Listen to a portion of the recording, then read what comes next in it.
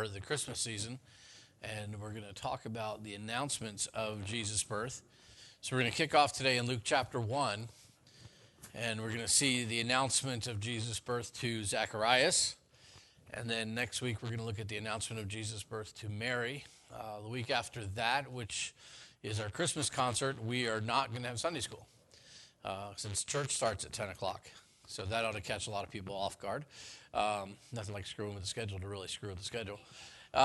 So that'll be no Sunday school on the 21st. Then the 28th, we'll be doing the announcement of Jesus' birth to the shepherds and wise men. We'll double them down. And then on January the 4th, we're planning on doing the announcement of Jesus' birth to Simeon and Anna. A couple Christmas stories that rarely get mentioned. We wanted to put them in this year, so should be interesting. So it's all about the announcements this year. Luke chapter 1, we kick off in verse 5. How many of you, right off the top of your head, know who Zacharias was? Me and Carl. That's good. if we didn't know between us. So that's good. No, but that's good because this is a story. Again, the Christmas story focuses on, Jesus, Mary, and Joseph in so, tightly focused, I guess. But there are a lot of other things going on.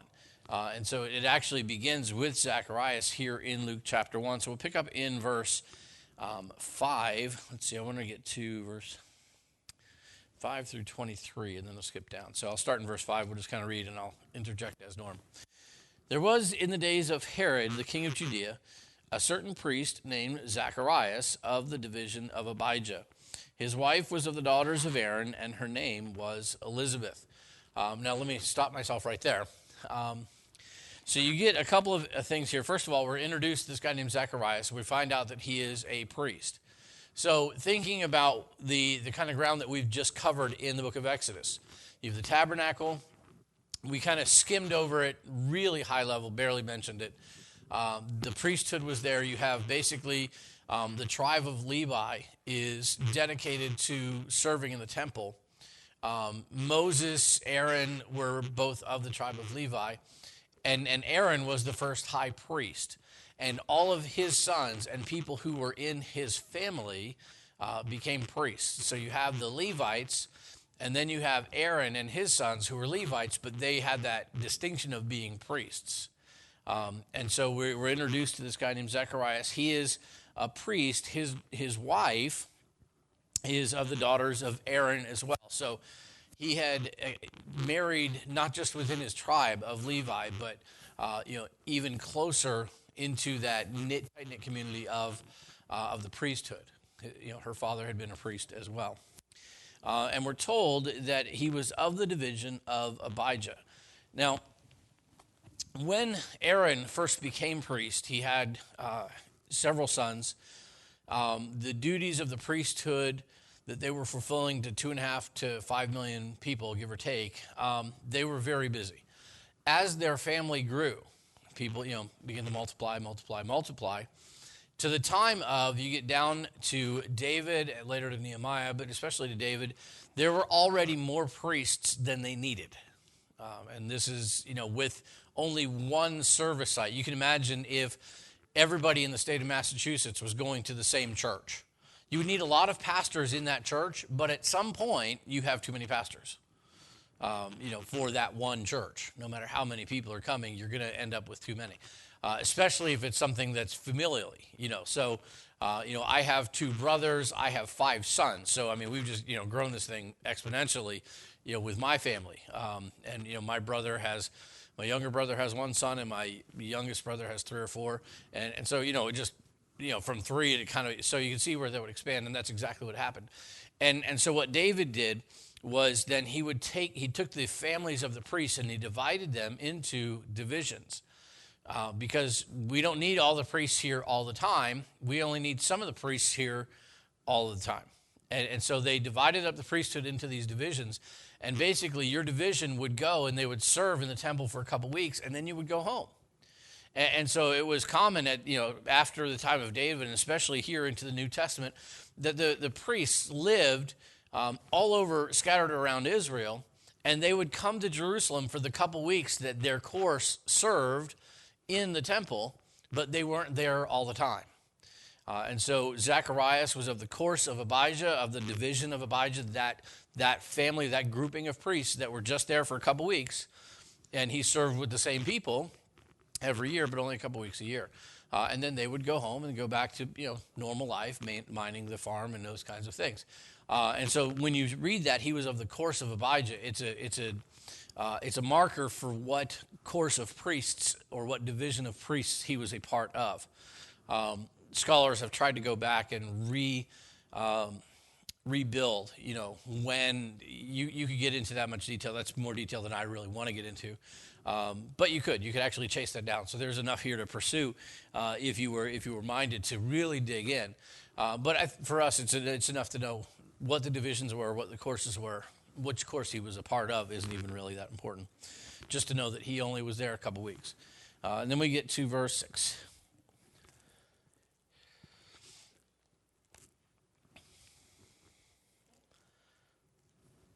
Whoever wants to. And they were both righteous before God, walking in the commandments and ordinances of the Lord blameless. And they had no child, because that Elizabeth was barren, and they both were now well stricken in years. All right, so we get a statement of their health and welfare. They're an older couple and they are childless, and so being older couple and childless means they probably aren't gonna. Well, maybe. The fact that God points it out tells you he's fixing to do something about it, but So it was that while he was serving as priest before God, the order of his division. According to the custom of the priesthood, his lot fell to burn incense when he went into the temple. Okay, now there's another clue in here as to what's going on. In addition to having more priests than they needed, even when they had all of the priests of a given division in, there were still more duties, fewer duties than there were priests. And so the duties of the priests were things like they had to replace the bread on the altar, on the table of showbread. They had to offer incense, and the incense was only offered in morning prayers, evening prayers. There's a couple sacrifices. There was very few things to do on an ongoing daily basis. And so even within the division, what would happen is they would actually draw lots for the activities. So here he is. We're told that he's going in to offer incense on the altar of incense. This is a once in a lifetime event at this point. The lot fell to you. They drew lots, and for the years of your service, the lot was drawn. And once you were done, you pretty much didn't get re-entered into that lottery. And so this is a very rare occurrence. We read it and we go, oh yeah, priest offering incense on the altar of incense. No, this wasn't a common occurrence. This was a near lifetime, once in a lifetime occurrence for him, that he would be in this particular place able to offer incense on the altar of incense. Was a rarity in the life of a priest. To be able to do this particular function. And so, see that for what it is. We read it common, you go, oh, of course, he's doing priestly things. Priests do priestly things. That's what priests do. Really not so much. Priests doing priestly things was a rare thing for them to do. And the whole multitude of the people were praying without at the time of incense. And there appeared unto him an angel of the Lord standing on the right side of the altar of incense. And when Zacharias saw him, he was troubled, and fear fell upon him. So imagine this. You're going into the holy place. We talked about the tabernacle, and the temple had the same design. You have the holy place, and then you have the Holy of Holies, or the most holy place. And so here he is. He goes into the holy place, and on the left-hand side, you have the altar of incense. And you take the incense, and you stoke the coals, clean a little bit, and then you sprinkle some incense on the altar. Smoke comes up, and it's all mystical kind of a thing. And all of a sudden, next to him, in this very small room with very little in it, I mean, it's IKEA decorated. There's 3 things in here. All of a sudden, there's an angel. Kind of hard to miss when you go in alone and suddenly you're not. And that you would have this angelic visitor. And so his immediate reaction is one of fear. I mean, this is a unique situation that he's in. and he's, people are outside praying. It's the hour of prayer. He's putting incense on the altar.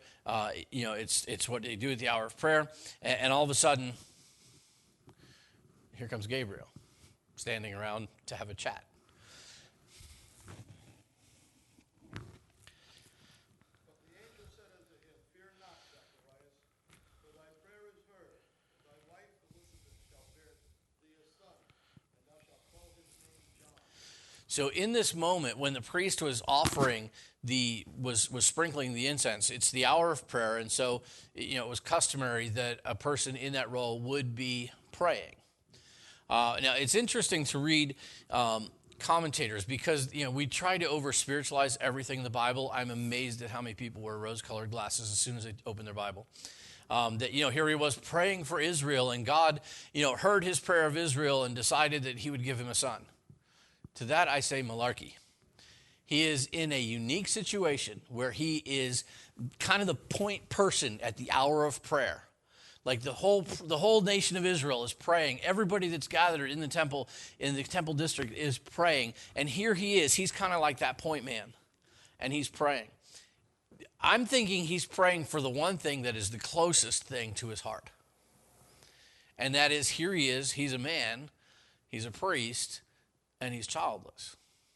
He has no legacy. He has nothing coming behind, no one coming behind.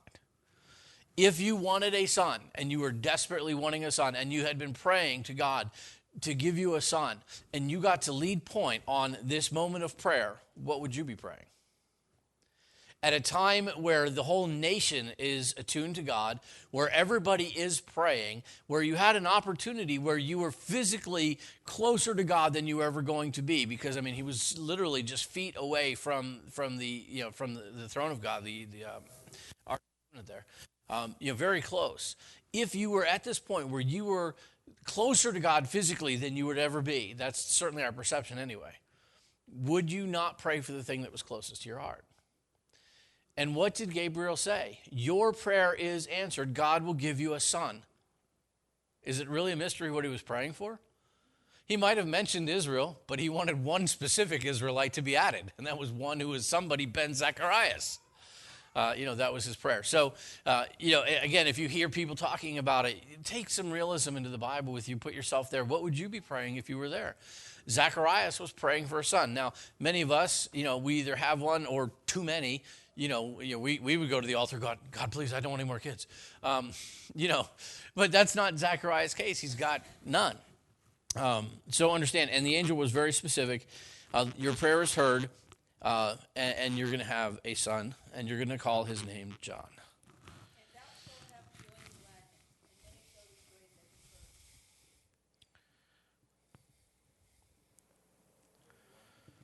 his birth. 15.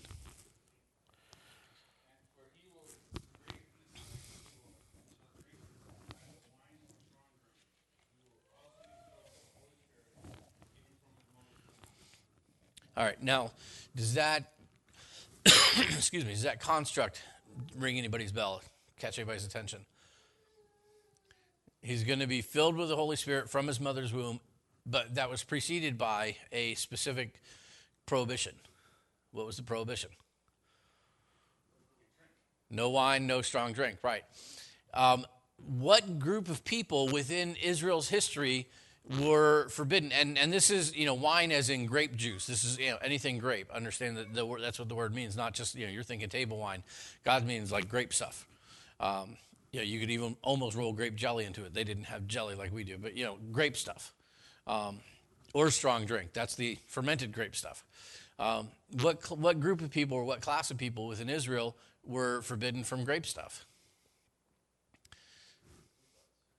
No, not Levites.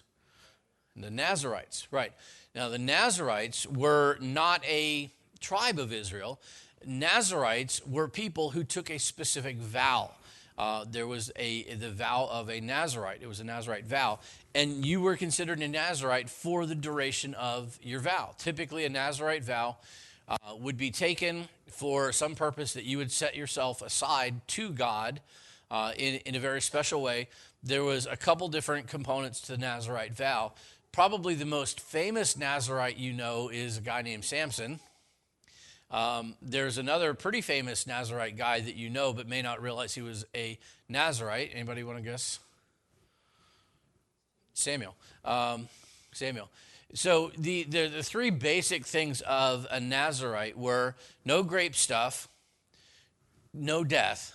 They weren't allowed to touch anything that was dead, like not even go to funerals. You know, your mom dies, you nothing. You can't. You, under the terms of your vow, you can't do anything about that. You can't approach death, touch death, nothing. And then the third part of it, the part that Samson was most well known for, was no cutting of the hair. And so that was the duration of the vow. Now, at the conclusion of your vow, there was a purification ceremony at which you would have your head shaved. So it was not like usually a lifetime thing. But there were some people who were Nazarites from birth. Samson was the most famous of that. The angel came to Samson's mom and said he's going to be, a Nazarite. Don't cut his hair. Don't give him grape stuff and keep him away from dead stuff. And so Samson had that God really kind of voluntold him to take that vow. John here, same thing. Is the indication of that, no wine or strong drink. He's going to be a Nazarite. He's going to be special. He's being voluntold to have this particular vow upon him.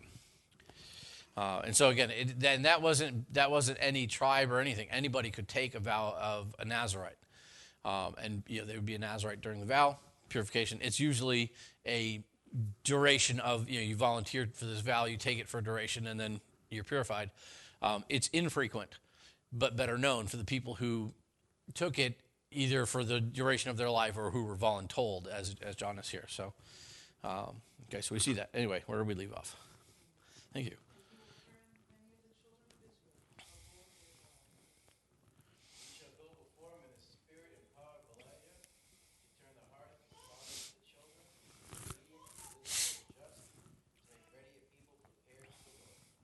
And so this, again, is very important.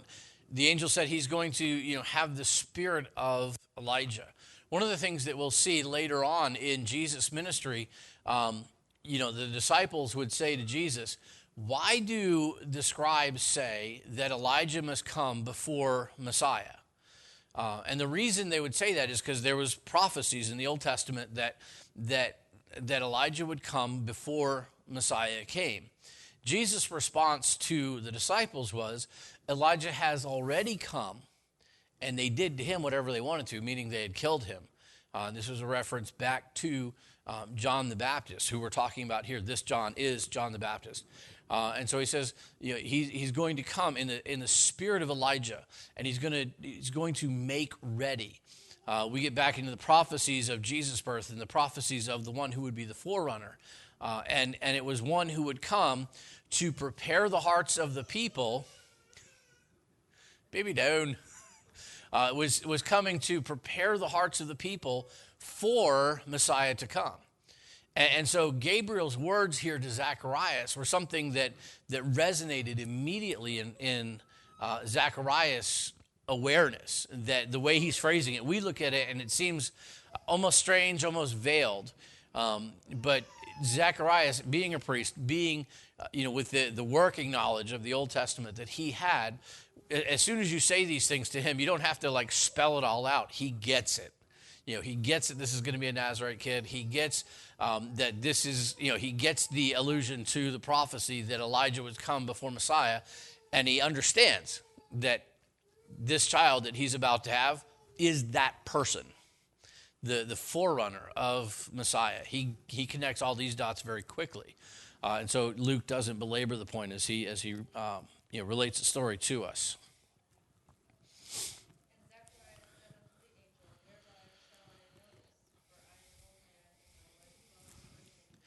So, Zechariah's position isn't really a mystery. Okay, hey, Gabe, I'm kind of an old dude here, and my wife's kind of an old chick here, and babies, yeah, they're probably in the rearview mirror for us. How am I going to know that what you're saying is true? For kicks, when you talk to an angel and he tells you something, don't ask him for his business card. Don't ask him to prove. Can you prove that? It's like, show me your ID, show me your badge. Prove it. Okay, you asked for it. And Zechariah, let's see, you got that one. In verse 19, and the angel answered and said to him, I am Gabriel, who stands in the presence of God and was sent to speak to you and bring you these glad tidings. He's like, you little... And behold, thou shalt be dumb, and not able to speak, until the day that these things shall be performed, because thou believest not my words, which shall be fulfilled in their season. All right, so the angel says, hey, okay, you're a priest. Guess what? You don't talk anymore. And the people waited for Zacharias and marveled that he tarried so long in the temple. So what was customary is you'd go in, you'd pray, you'd offer the incense, and you'd go out. It wasn't something, even though it was a rare and unique opportunity, it wasn't someplace you spent a lot of time. Verse 22. When he came out, they did not speak to him, and they perceived that he had seen a vision in the temple, for it beckoned to them to remain ignorant. So the other part of this, the other part of the custom is that the priest who would go in and would pray there and would offer the incense there, as he came out, it was very common that that priest would then pronounce a blessing upon the people who were gathered there. And so, you would come out and, it's kind of like the idea of a benediction, the Lord bless you and keep you, that kind of a thing, that he would come out and he would give this benediction, and he comes out, opens his mouth, and nothing comes out. And so they understand that, he was in there a long time. Now he can't talk. Something happened in there that was important. So it was as soon as the days of his service were completed that he departed to his own house. So he went home at the end of his time. Now after those days, his wife Elizabeth conceived, and she hid herself 5 months, saying, thus the Lord has dealt with me. Isn't that how you always feel about it, ladies? This is what God did to me. In the days when he looked on me to take away my reproach among my people. And so if you were to continue reading, and I would encourage you to do so, you'll get a little bit more of this. But we have this announcement to Zacharias, who I'm sure shared with Mary, or with, what was her name? Elizabeth, thank you. This escaped me that fast. Elizabeth, that they were going to have a son who was going to be the forerunner to Messiah. And so you have this now very supernatural. The whole Messiah part of it was almost the side thing for them, because here you're going to have a son yourself. I'm going to take care of you. But a very cool, very supernatural thing that we see taking place. All right, we're being invaded, so I need to stop talking. Hopefully, Lord won't strike me speechless. Father, we love you. We thank you for the opportunity to look into your word. Lord, we thank you for information that helps us to know more, to see more, to understand more about you and about your word. Lord, help us to be motivated through our understanding to love you more, to study your word more, to know more about you, and to serve you better ultimately. We thank you in Jesus' good name.